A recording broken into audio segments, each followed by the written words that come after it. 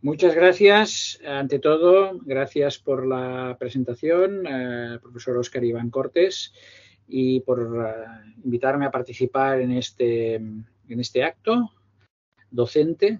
Y es para mí un placer poder hacer esta contribución desde muchos kilómetros de distancia. Por supuesto, sería mucho más placentero poder tener la ocasión de encontrarnos físicamente, pero al menos tenemos esta oportunidad de tener este intercambio online y, por lo tanto, pues espero poder contribuir aquí prestando este pequeño grano de arena en la formación y en estas actividades tan relevantes que están llevando a cabo.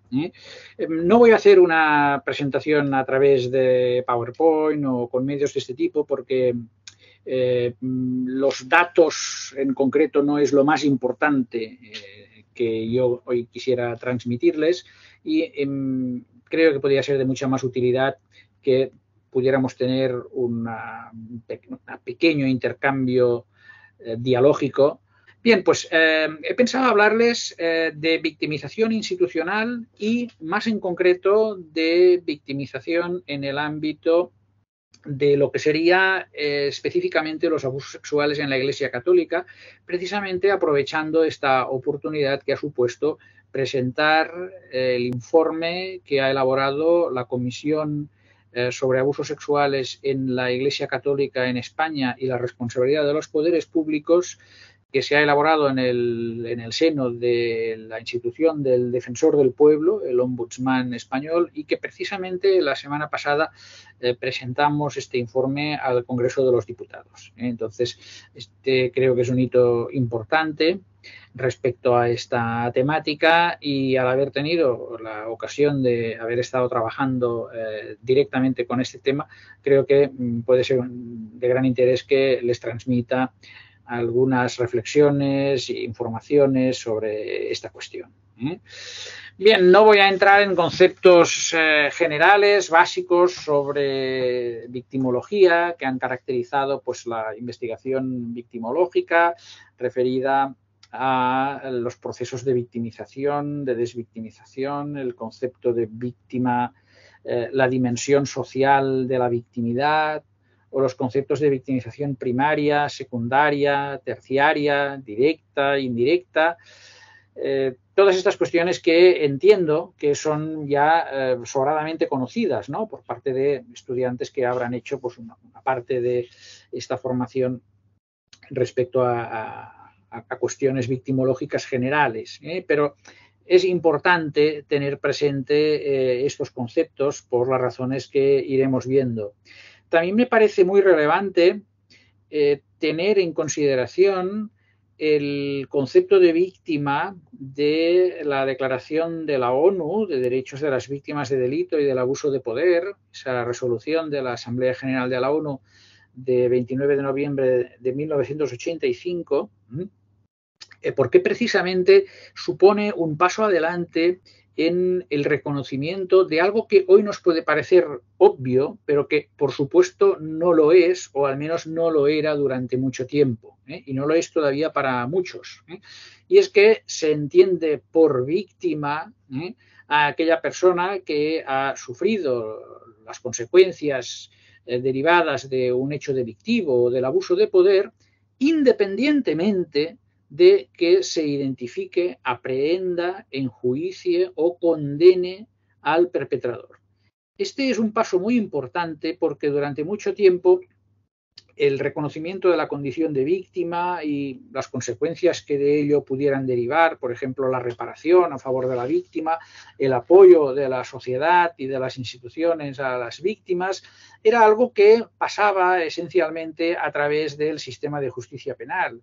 Y sabemos que la finalidad del sistema de justicia penal no está relacionada directamente con este derecho de las víctimas o los derechos de las víctimas, sino con lo que tiene que ver con la actividad punitiva del Estado, o sea, el ejercicio del poder de castigar del Estado frente al infractor de la ley penal.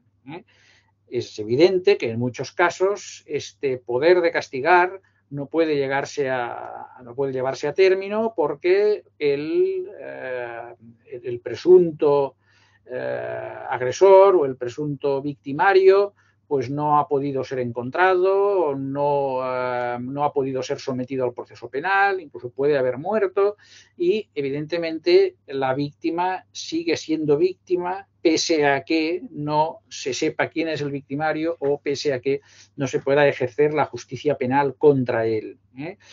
Por lo tanto, el hecho de que la sociedad tiene un deber respecto a las víctimas, un deber de solidaridad como mínimo respecto a las víctimas y tiene la obligación de respetar una serie de derechos básicos de las víctimas, este reconocimiento es algo realmente esencial en el progreso de la historia, de la humanidad y es un hito dentro de lo que es el reconocimiento de los derechos, desde el reconocimiento de derechos humanos de la Declaración Universal del año 48, pues pasaron bastantes años hasta que se hizo un reconocimiento específico de las víctimas de hechos delictivos y del abuso de poder. Pues bien, es muy importante tener en cuenta esta primera idea, por lo que luego veremos, y también ver cuáles son los derechos de las víctimas, ¿no? Derechos que, según se ha ido desarrollando en distintos estándares normativos a nivel internacional, por ejemplo, en el ámbito europeo, en la Unión Europea concretamente, pues ha habido una serie de normas de obligado cumplimiento por parte de los Estados, la última de ellas, una directiva del año 2012, que desarrollan estos derechos. Pues bien, hay una serie de aspectos que son sobre todo lo que se resume en 5 derechos fundamentales de las víctimas. El derecho a la información, el derecho a la participación y acceso a la justicia, el derecho a la protección, el derecho a recibir apoyo y el acceso a los servicios especializados de apoyo y el derecho a la reparación. Estos son derechos universales de las víctimas, sea cual sea el delito que han sufrido, sea cual sea el infractor, sean cuales sean las circunstancias en que el delito se ha cometido. Bien, todo esto que he comentado así en general, vamos a referirlo ahora a un tipo de victimización, que es la victimización en el ámbito institucional. Para ello es necesario partir de una diferenciación entre 3 grandes ámbitos de victimización. La victimización puede proceder del círculo más cercano de la víctima, o sea, la victimización entre personas próximas, y así, por ejemplo, tenemos la violencia doméstica o la violencia familiar o la violencia en las relaciones de pareja. En segundo lugar, la victimización puede tener lugar en el espacio público. Normalmente en estos casos pues, nos referimos a victimización procedente de personas desconocidas, pero entre estos dos términos, entre el ámbito más cercano y próximo a la víctima y el ámbito de lo que sería la victimización en el espacio público, existe un tercer ámbito que es la victimización producida en un ámbito, en un entorno institucional. Esto es importante reconocerlo porque normalmente tiende a pensarse que la victimización, como la delincuencia, es aquello que se produce en un espacio como podría ser pues una calle o la victimización que en todo caso procede de personas desconocidas. Podemos agregar incluso el ciberespacio en la actualidad como una nueva dimensión de lo que sería una victimización que tiende a identificarse más bien con agresiones que proceden de desconocidos, pero sabemos por investigación victimológica que el enemigo no siempre es un extraño, sino que en muchos casos el enemigo está muy cerca, el enemigo está en casa y el enemigo también está en ámbitos institucionales en los que las personas pues llevamos a cabo una parte muy importante de nuestra vida social. ¿A qué instituciones nos referimos? Pues puede ser el caso de instituciones de carácter escolar, instituciones universitarias, orfanatos respecto a menores de edad, o personas que tienen alguna discapacidad, personas de edad avanzada que están institucionalizadas en algún centro o de salud mental, algún centro de acogimiento, en algún recurso residencial para personas mayores. Pueden ser instituciones como prisiones, centros psiquiátricos o de otro tipo, otra clase de centros de detención, cuarteles, todos aquellos espacios en los cuales se producen sobre todo dos notas características. Por una parte, una relación continuada con personas en general conocidas, o sea, no es una relación meramente ocasional, sino que es una relación continuada, por lo tanto tiene aspectos comunes con lo que sería la victimización en el ámbito doméstico, aunque también hay diferencias, y por otra parte se producen relaciones de poder que pueden ser verticales, pueden ser jerárquicas, teniendo en cuenta pues roles formalizados, incluso en muchos de estos casos, o pueden ser también relaciones de poder que derivan de las dinámicas de relación entre iguales. También entre iguales existe la tendencia a que puedan desarrollarse relaciones que pueden ser entendidas como aquellas que pueden dar lugar también a abusos de poder, ¿no? Estas dos características son particulares de la victimización en los entornos institucionales y ello nos puede llevar también a investigar respecto a cuáles son los factores de riesgo de victimización. Está claro que en los factores de riesgo aquí habrá no solo los propios del perpetrador, sino también los propios de la interacción entre autor y víctima. Esto forma parte pues, de la historia de la victimología, ¿no? Atender a esta interacción autor-víctima en la génesis del delito, pero también los aspectos institucionales, organizacionales, culturales de la institución. Pero también nos interesará conocer cuáles son las consecuencias de la victimización institucional, las consecuencias en las dinámicas relacionales, la victimización secundaria derivada de la respuesta institucional a los abusos y, por ejemplo, también aquello que tiene que ver con la victimización en el seno de determinadas instituciones, aquellas que podemos caracterizar como instituciones totales, según el concepto de Goffman, en que la victimización puede llegar a ser algo que forma parte de la vida ordinaria y no solo experiencias aisladas de las personas institucionalizadas. Institución total es aquella que se caracteriza porque las personas tienen una relación con la institución que afecta a la mayor parte o a casi todos los aspectos de su vida cotidiana. Y por lo tanto, la victimización que se puede producir en el seno de esta clase de instituciones, como serían las prisiones, por ejemplo, entre otras, pues puede tener unos efectos especialmente graves. Y también en cuanto a las respuestas, porque las respuestas a la victimización implican no solo a la sociedad, no solo a la víctima o al victimario, sino que implican también a la institución. Y por lo tanto, ver cuál es el rol que la institución ha tenido a la hora de generar condiciones para que se cometa la victimización, a la hora de dar o no dar una respuesta adecuada a la victimización y, por lo tanto, luego, en el momento en que hay que abordar alguna actuación pues para prevenir futura victimización o dar respuesta a las necesidades de las víctimas, pues está claro que la institución ahí tiene un papel fundamental, ¿no? Bien, ¿cómo esto se concreta en el ámbito del abuso sexual en la Iglesia Católica? Bien, este es un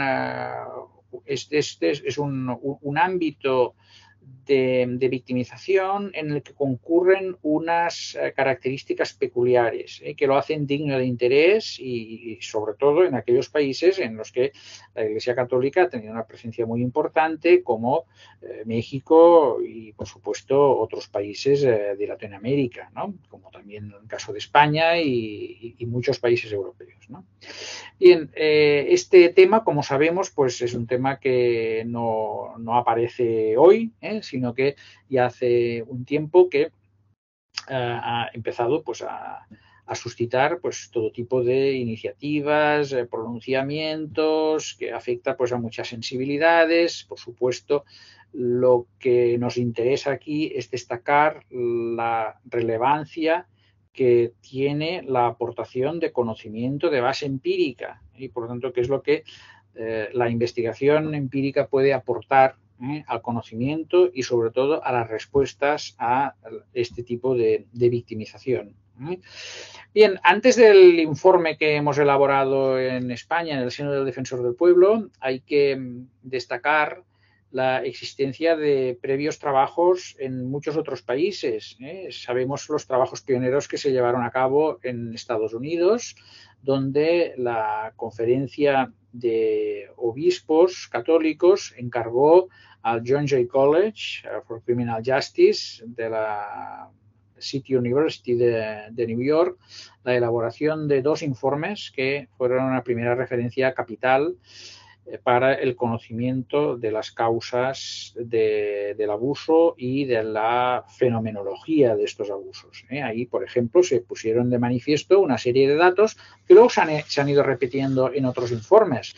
Primero, que una característica de este tipo de abusos es la predominancia de hombres, de varones en las víctimas. O sea, a diferencia de otras formas de abuso sexual, en el abuso sexual producido en el entorno de la Iglesia Católica hay más víctimas hombres que mujeres. Esto es algo que se ha ido encontrando luego en todos los estudios que se han ido haciendo en los distintos países.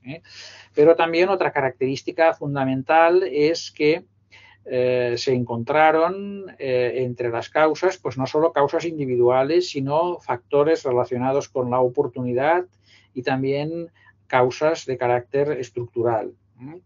También se aportaron datos respecto al número de clérigos que habrían tenido comportamientos abusadores o respecto a los cuales la propia Iglesia había detectado la existencia de indicios serios de comisión de conductas de abuso sexual con menores.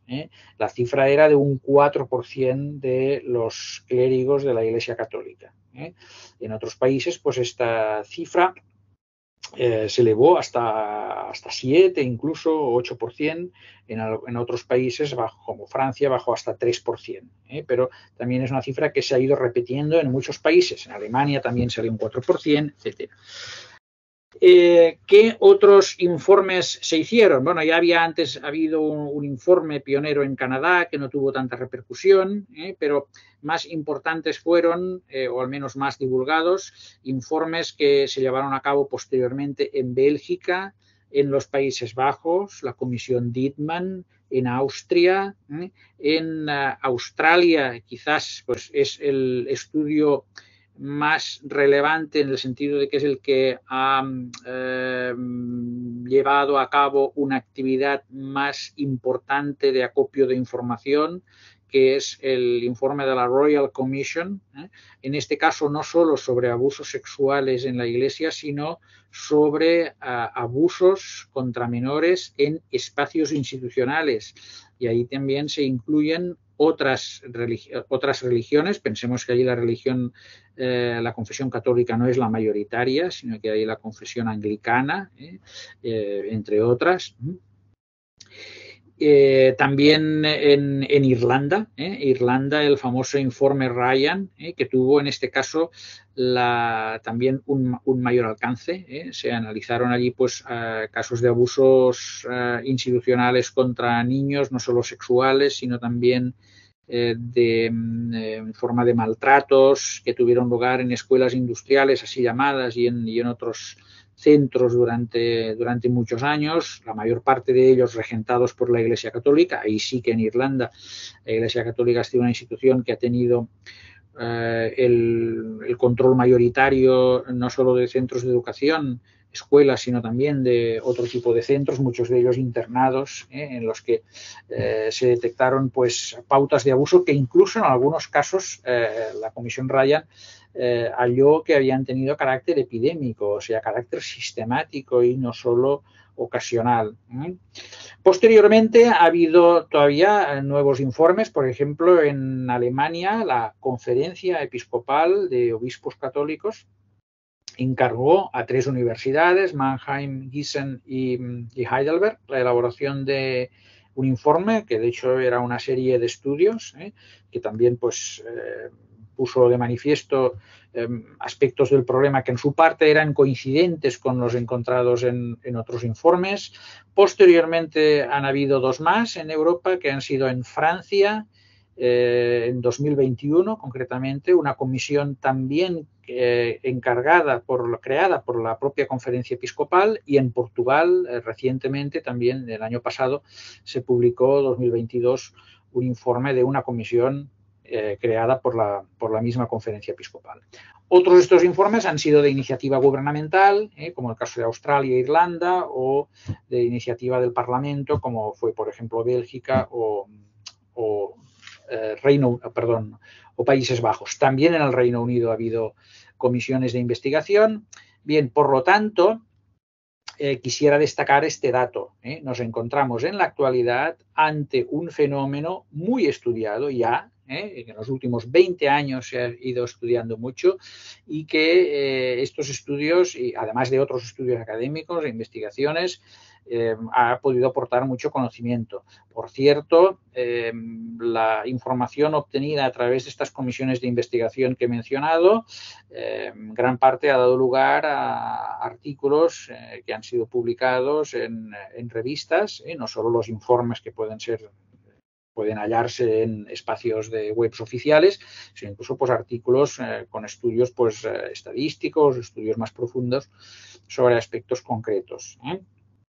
Por lo tanto, el informe español llega en un momento en que ya había este amplio conocimiento, y por supuesto todos estos antecedentes han sido muy relevantes para poder situar el problema de los abusos sexuales en la Iglesia Católica en España en un contexto mucho más amplio. ¿Qué hemos encontrado concretamente? ¿Cuáles son los principales hallazgos? Y luego veremos cuáles son las recomendaciones que hemos hecho. Bien, el primer dato que quisiera destacar es el referido a la prevalencia. Se ha efectuado una encuesta a una muestra representativa de la población española. Concretamente, las personas entrevistadas han sido 8.000 a través de una técnica mixta que ha combinado preguntas por teléfono y preguntas por ordenador, como consecuencia de lo cual ha resultado una tasa de abuso sexual de un 12%. Eso es, un 12% de las personas encuestadas han manifestado que han sufrido abuso sexual en algún momento de su infancia, o sea, entre 0 y 18 años. Las personas preguntadas han sido, en todo caso, personas de más de 18 años. O sea, es una muestra representativa de la población residente en España de más de 18 años en el año 2023. Y un 12% de esta muestra representativa ha manifestado que ha sido víctima de abuso sexual en su infancia. Es un típico estudio de victimización retrospectivo. Aquí tenemos muchos datos con los que comparar sobre este aspecto. Sí ha habido estudios previos en España, solo uno a una muestra representativa de la población española, que fue en el año 94, que halló una cifra bastante más alta, casi un 20%, y otros estudios más parciales territorialmente que han arrojado cifras pues más cercanas al 20 que al 12%. Por lo tanto, podemos decir que un 12% es una cifra relativamente baja, también si lo comparamos con otros países, y que en parte podemos interpretarlo como el reflejo de una evolución, porque hay otros síntomas de esta evolución hacia una disminución de la problemática del abuso sexual infantil. Hay que pensar que pues, todo el trabajo de prevención, de sensibilización, de concienciación a este tema, pues puede estar empezando a dar frutos y hay otros indicios en este sentido, de forma que el abuso sexual infantil tienda a disminuir. Evidentemente, nos faltan datos para seguir confirmando esta tendencia, pero esta sería una primera interpretación de este dato. Bien, segundo dato. Este primero es importante porque queríamos situar el abuso sexual en la Iglesia en el contexto del abuso sexual infantil en general, o sea, como una parte de un problema social más amplio, que no solo afecta a la Iglesia, pero que evidentemente teníamos el mandato de estudiar aquello que afecta sobre todo al abuso sexual en la Iglesia y veremos que hay razones para ello, ¿no? Bien, ¿cuál es el porcentaje de personas que han manifestado haber sido abusadas en el ámbito religioso? Esta era la pregunta. Bien, pues ahí el porcentaje ha sido de un 1,15%, o sea, un poco más de un 1% de la población, partiendo de que es una muestra representativa, habría padecido abuso sexual en el ámbito religioso. Religioso quiere decir que el abusador puede haber tenido características diversas, no solo clérigo, sino que puede haber sido un maestro contratado, un monitor, un voluntario, alguna persona con algún tipo de vinculación con una institución religiosa, cualquiera, o incluso en instituciones no católicas, aunque hay que decir que las instituciones religiosas no católicas en España son una ínfima minoría, a diferencia de otros países, pues representan una parte muy pequeña de lo que son las instituciones religiosas en España, ¿no? La cifra se reduce a un 0,6% si se toman en consideración solo las personas que fueron abusadas por un clérigo, o sea, por un sacerdote o religioso católico. ¿De acuerdo? Bien, la cifra es muy parecida a la que se ha encontrado en otros países. En Francia, pues 2 años antes, he comentado la comisión, también se hizo una encuesta, una muestra representativa y se halló una cifra muy, muy similar a esta. Bien, además de estos datos, la comisión que ha elaborado este informe trabajó con los datos de una unidad de atención a víctimas creada específicamente para la ocasión y que ha estado operativa durante más de un año, recibiendo los testimonios de todas aquellas personas que quisieran prestarlo, tanto como víctimas directas o como víctimas indirectas de abusos. Pensemos, respecto a las víctimas indirectas, que había personas que acudían para explicar abusos que habían sufrido personas próximas que por alguna razón no habían podido acudir, incluso por personas que, por ejemplo, se habían suicidado como consecuencia de los abusos, ¿no? Y habían quedado pues los padres o otros familiares, pues evidentemente afectados también por el impacto del hecho, ¿no? Entramos también en el estudio de los factores de riesgo. Aquí no aportamos muchos datos innovadores respecto a lo que ya se conocía en el ámbito internacional, simplemente encontramos elementos sobre todo en los datos de los 480 testimonios, no he dicho cuántos eran, 487 testimonios que recogimos, que nos confirmaron cuáles son los principales factores de riesgo. Fíjense que en victimología en la actualidad no hablamos tanto de causas, sino de factores de riesgo. Y estos factores de riesgo son de 3 tipos. Los factores personales, evidentemente, pues hay abusos sexuales, pues porque hay abusadores, o sea, hay personas que cometen estos hechos pues por causas que tienen que ver, o con motivaciones que tienen que ver con ellos.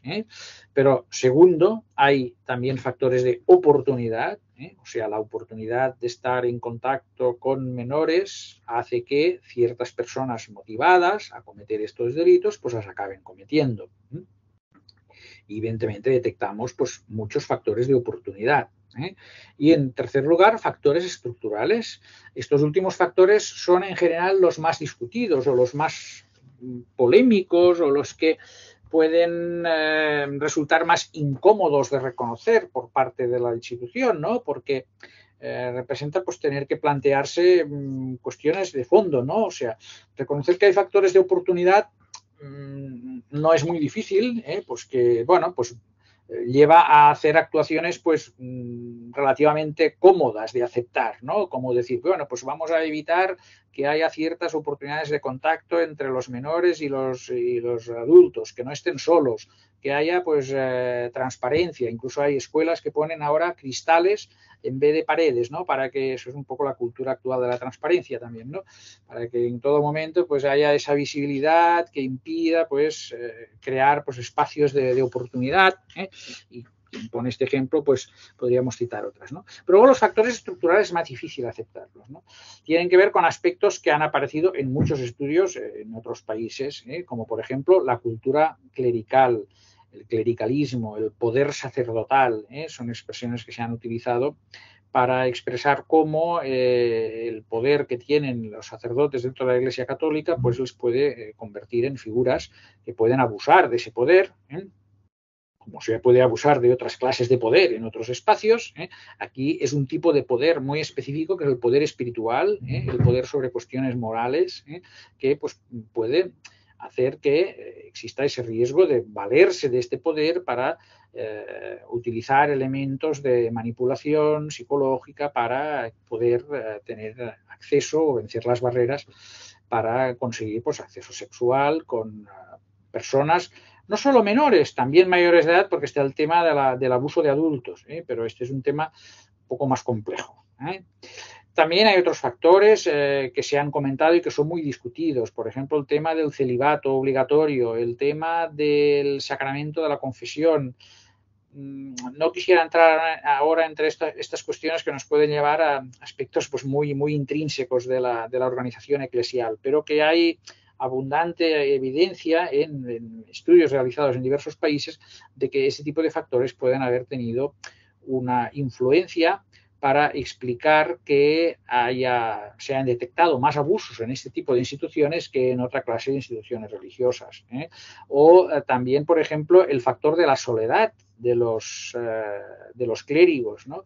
Esto explicaría, por ejemplo, que en la mayor parte de países se ha encontrado que había más abusos cometidos por sacerdotes diocesanos que por miembros de órdenes religiosas, porque los miembros de órganos de comunidades religiosas tienen la vida comunitaria como un factor de protección que no tendrían los sacerdotes diocesanos, ¿no? Bueno, ¿qué más hemos encontrado? Consecuencias. Consecuencias son las consecuencias del daño espiritual, que para algunas víctimas, del abuso sexual, que para algunas víctimas son especialmente graves, y que además tienen un elemento específico, que es el denominado daño espiritual.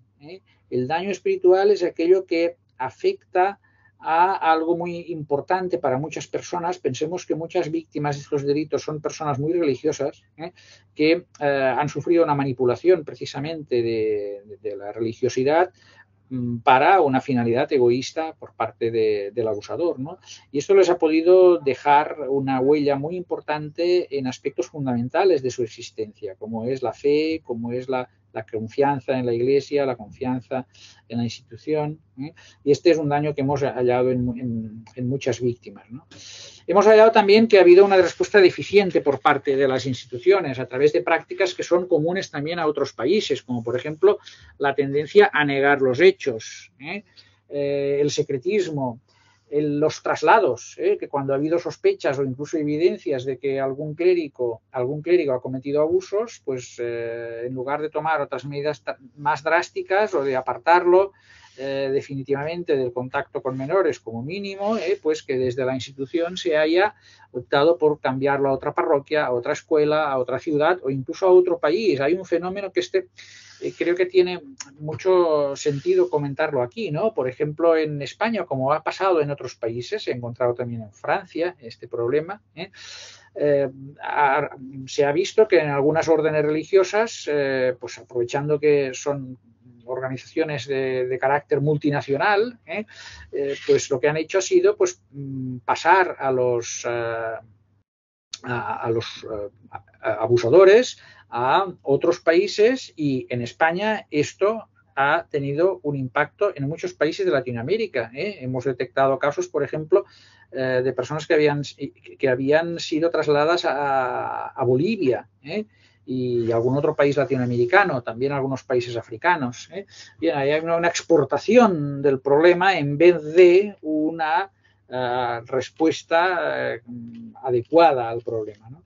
Las cláusulas de confidencialidad, por ejemplo, víctimas a las que se les pagaba dinero, pero no como algo que forme parte de un proceso de reparación integral, sino dinero utilizado como forma de conseguir el silencio de las víctimas, o sea, pedirles que se comprometan a guardar silencio sobre el tema a cambio de recibir un dinero, ¿no? Y todo pues negociado de forma secreta, sin sujeción a unos criterios establecidos, o sea, una respuesta evidentemente no restaurativa. También ha habido una respuesta insuficiente por parte del Estado. Bueno, por una parte, pues como consecuencia de las leyes de prescripción del delito, que esto ha hecho que la mayor parte de delitos no se pudieran perseguir. Claro, eso es algo que no es achacable a nadie en principio, pero que ha impedido que muchas víctimas obtuvieran justicia.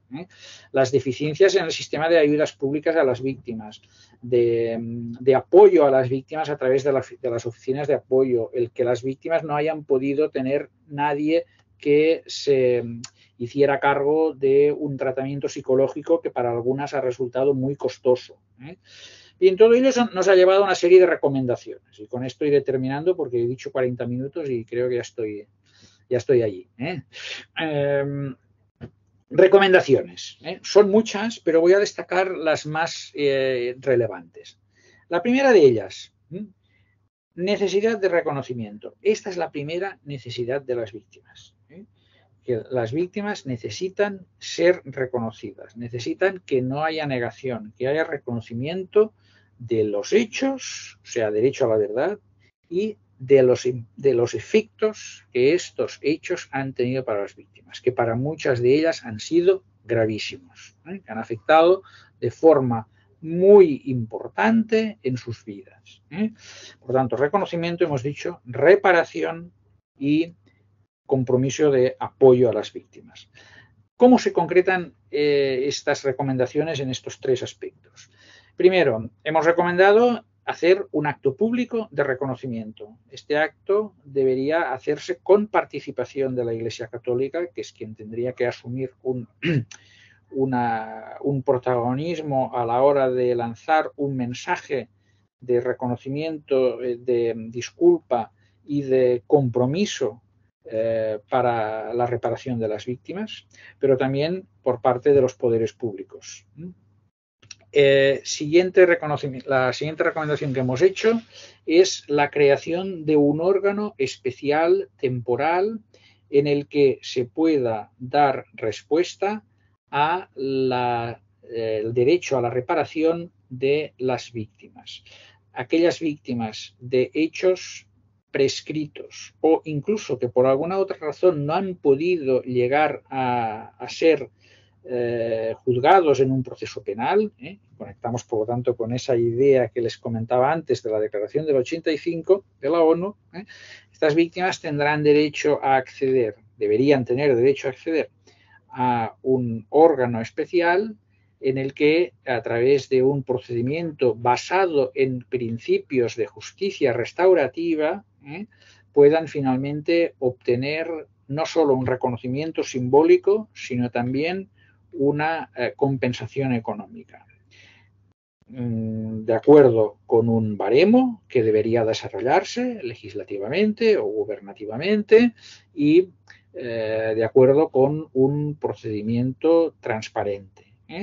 Por supuesto, la justicia restaurativa no es una opción que pueda ser impuesta, sino que el principio fundamental de la justicia restaurativa, como conocen, entiendo, la mayoría de ustedes, es la voluntariedad, pero aquellas personas que quieran participar en este proceso restaurativo debe garantizarse que ese proceso pueda ser llevado a cabo por personas y profesionales especialmente formados. Hay muchas víctimas que tienen interés en estos procesos. De hecho, hemos detectado algunas buenas prácticas de algunas congregaciones religiosas en España que han llevado a cabo este tipo de procesos restaurativos que han permitido que la institución dialogue con la víctima. Eso tiene relación con lo que decíamos antes. Muchos de estos casos que sucedieron hace muchos años, el abusador está muerto o quizás a veces pues, son gente muy mayor que ya pues, está, pues no sé, en algún hospicio, en algún, o sea, no está en condiciones de participar en un tipo de proceso de estos, ¿no? Pero entonces es la institución la que participa asumiendo este papel de reconocer la parte de responsabilidad que le ha tocado por no impedir el hecho, por no haber sabido reaccionar a tiempo, pidiendo disculpas a la víctima y asumiendo incluso una reparación económica en el contexto de un proceso de diálogo restaurativo. Esto es lo importante que hay que destacar. Y esto para muchas víctimas es un alivio muy importante. Pero evidentemente no es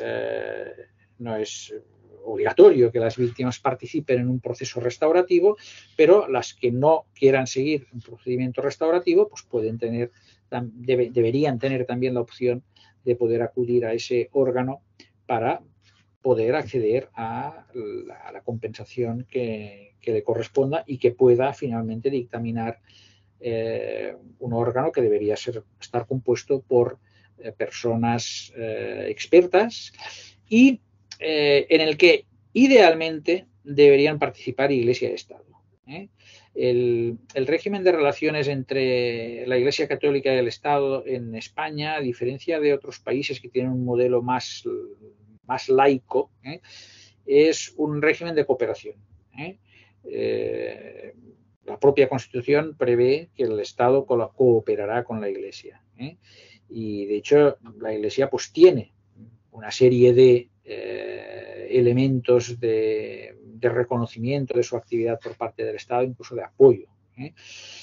Por lo tanto, dentro de este marco de cooperación entendemos que es recomendable, y así lo hemos hecho, que la Iglesia asuma la obligación, la primera obligación, o sea, es la primera obligada a reparar estos hechos económicamente, pero también queremos destacar que el Estado está obligado también, porque hay en este caso una sentencia del Tribunal Europeo de Derechos Humanos que condenó a la República de Irlanda a pagar una indemnización a una persona que había sido víctima de abuso sexual en una escuela de la Iglesia Católica, con el argumento de que el Estado había dejado en manos de la Iglesia la educación de los menores y por lo tanto estaba obligado a supervisar que en el contacto entre las instituciones y los menores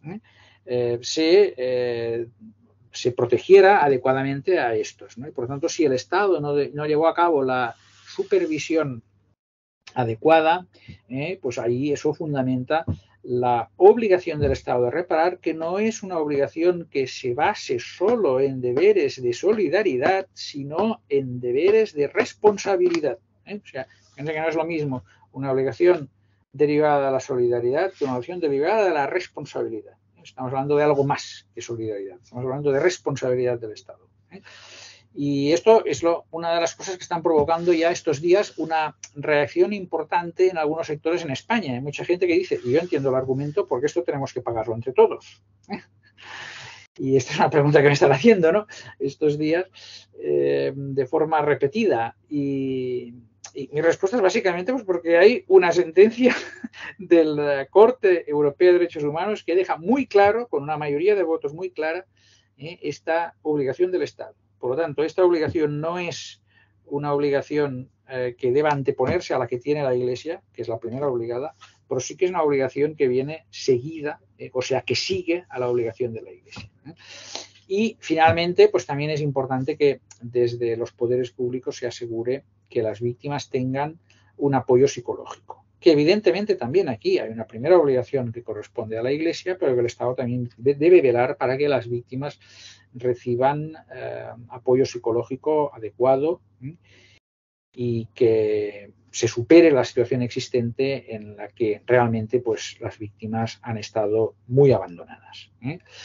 Bien, pues este es un poco el resumen. Hemos constatado que ha habido mucho sufrimiento en este tema y que la sociedad pues debe dar una respuesta y deben darla los poderes públicos. De hecho, a nosotros se nos pedía sobre todo que hiciéramos recomendaciones a los poderes públicos. No éramos una comisión creada por la Iglesia, sino creada por el Parlamento. Y esto es lo que hemos hecho. Bien, espero que les haya interesado este tema. Es un tema muy largo. El informe tiene 780 páginas. Y por lo tanto podríamos seguir mucho. El informe, por cierto, es público. Hay el informe completo en la web del Defensor del Pueblo y también pueden encontrar un resumen de 40 páginas. Bien, me expongo a sus preguntas, sugerencias, debate. Tendríamos unos 10 minutos, un cuarto de hora máximo, ¿no?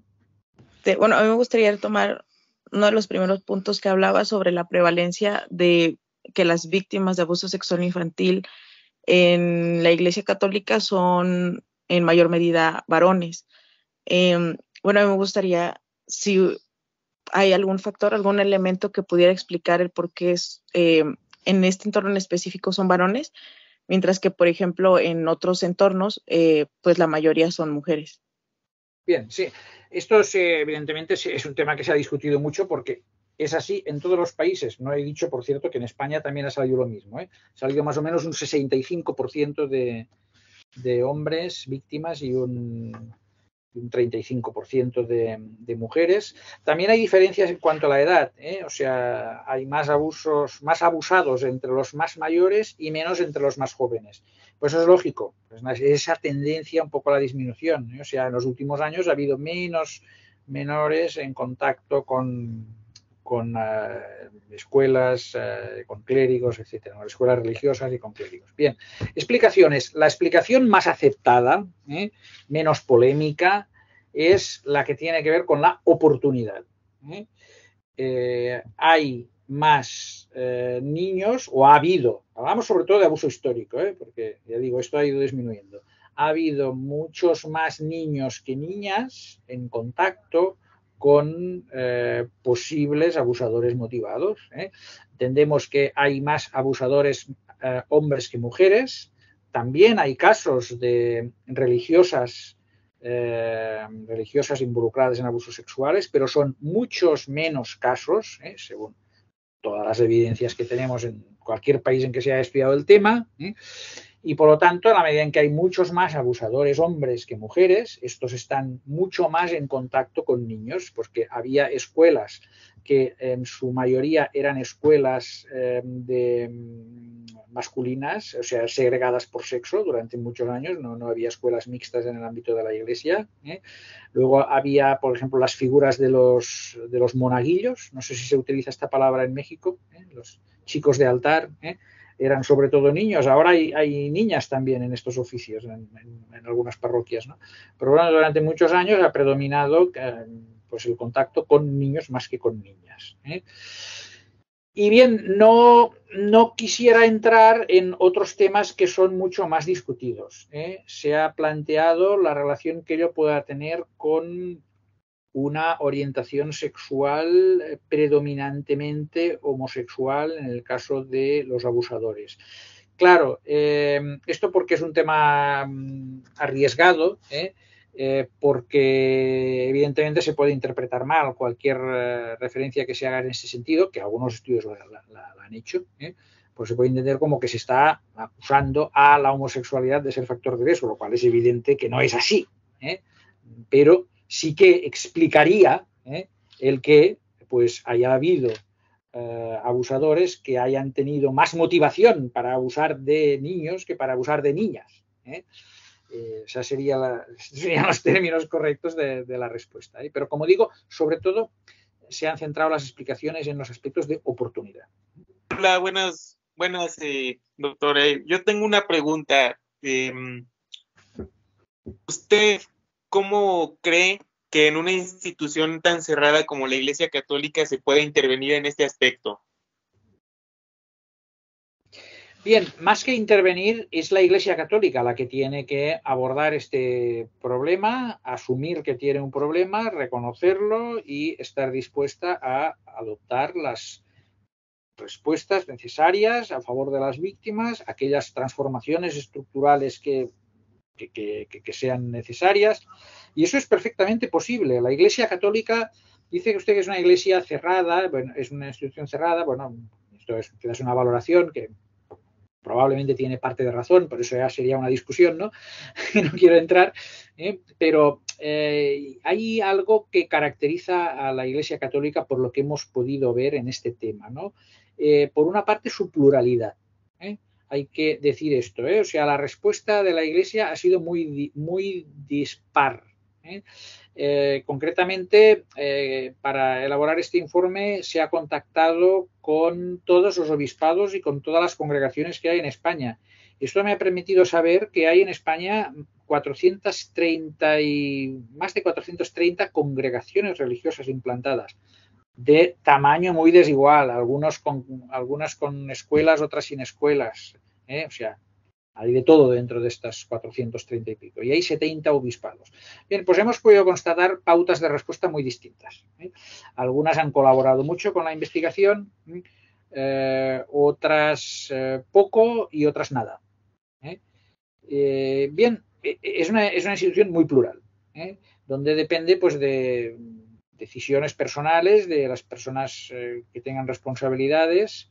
Y otra característica es la evolución. Esto se ha constatado en muchos países, que la Iglesia en general ante este problema empieza negando, sigue reconociendo el hecho con reticencias y acaba en una actitud pues más colaborativa y más dispuesta a reconocer y a reparar.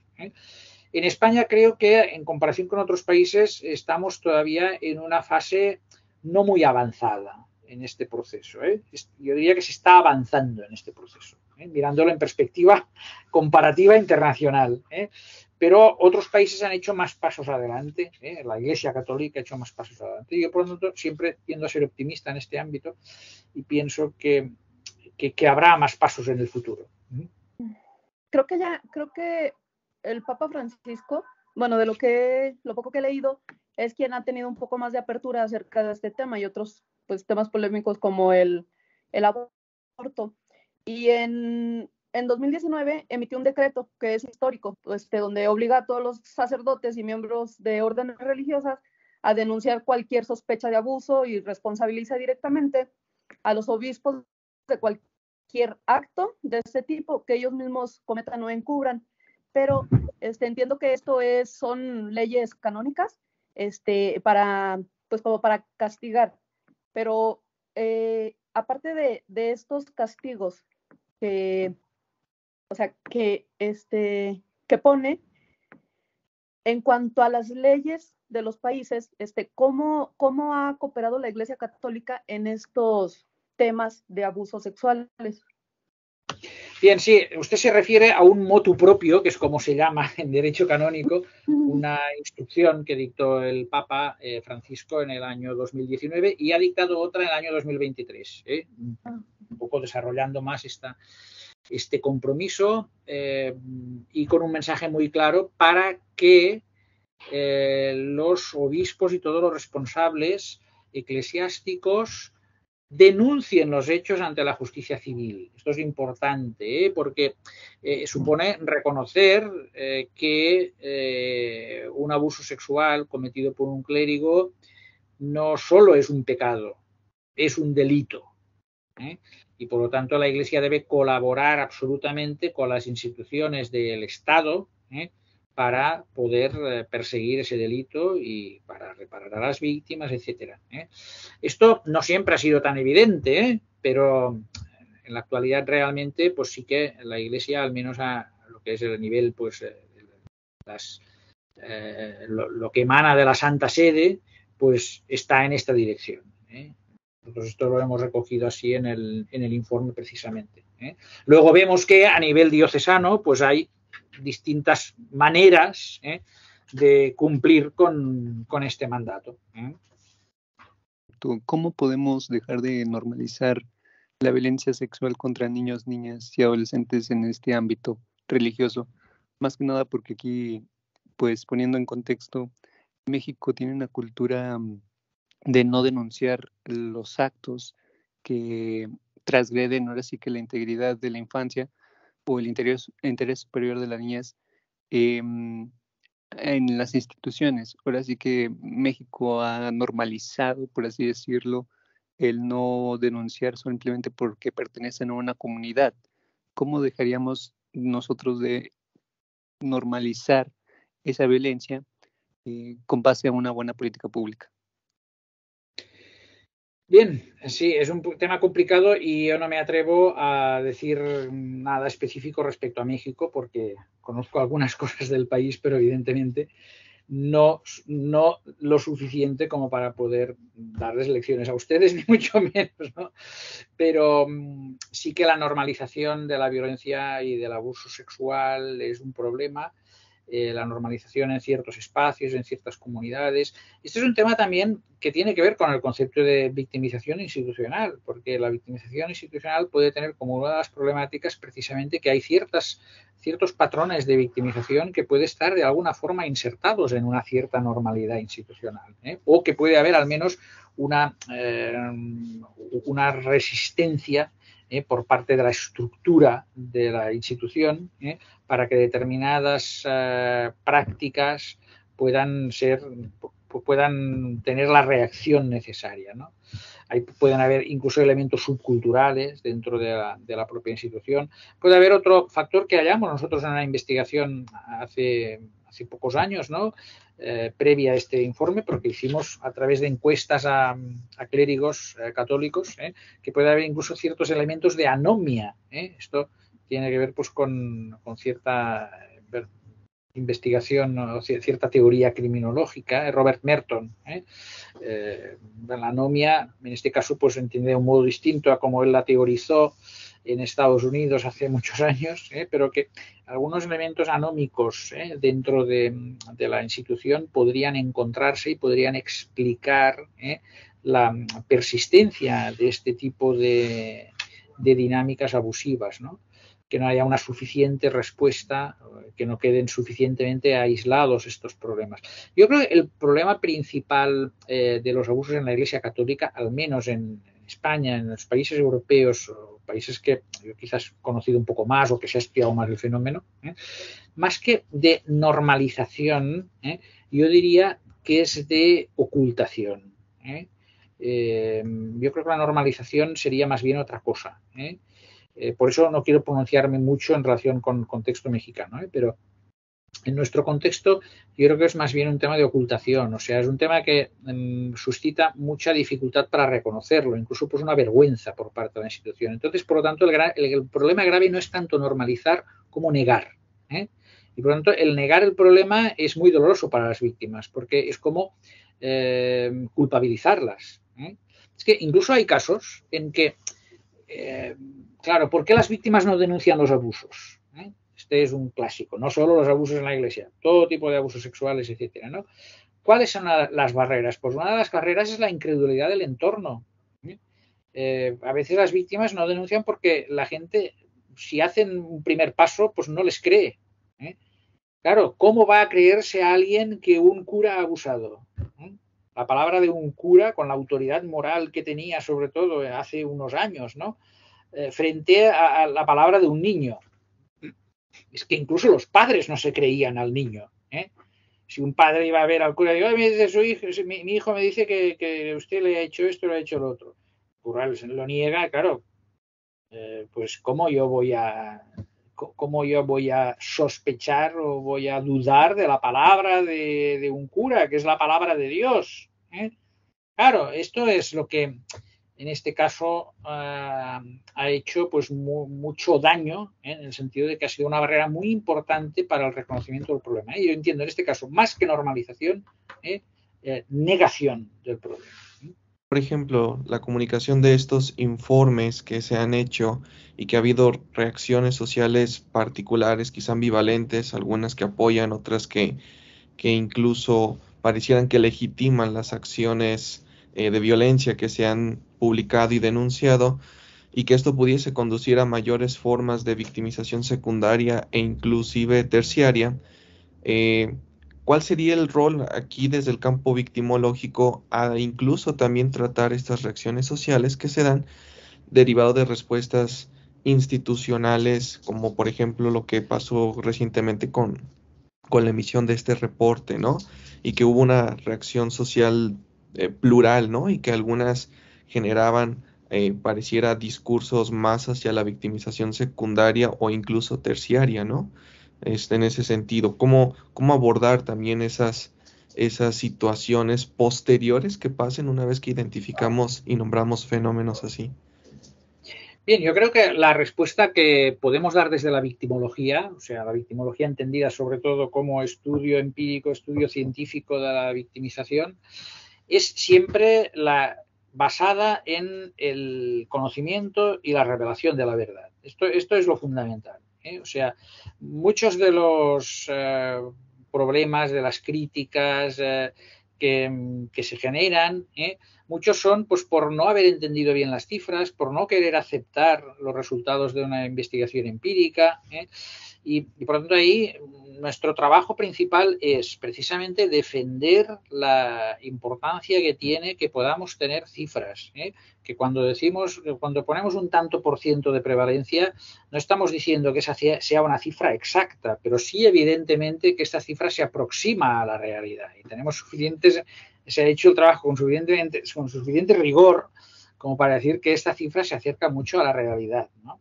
Por lo tanto, debemos defender la necesidad del trabajo empírico, porque si no hubiéramos puesto una cifra, nos hubieran acusado de que, claro, ¿cómo podemos hablar de un problema que no sabemos qué dimensión tiene? Porque es que hasta ahora había muchos dirigentes eclesiásticos que decían, no, son muy pocos casos, y tomaban como casos los que les habían llegado a ellos. Claro, que primero eran muy pocos, primero decían, no, solo tenemos un par de docenas, al final tuvieron que reconocer que tenían 900. Claro, 900 son muy pocos comparado con la dimensión real del fenómeno. Entonces, claro, pues necesitamos decir, oiga, lo que ustedes tienen son las personas que han venido a denunciar. La mayoría no han venido, pero están allí. Y por lo tanto, debemos conocer que eso existe. Por lo tanto, ahí la victimología tiene que aportar esto, sobre todo, conocimiento empírico a través de un estudio riguroso. Y ahí tanto la parte cuantitativa como la cualitativa. Una parte muy importante del informe han sido los análisis de los testimonios, que hemos requerido extractos, que realmente algunos de ellos son de una profundidad tremenda, que allí se puede ver pues el sufrimiento que ha significado, ¿no? Las consecuencias de este tipo de victimización para las víctimas. Y esto es también tan importante la investigación cualitativa como la cuantitativa. La combinación de los dos métodos también es ahí un tema que yo quiero subrayar.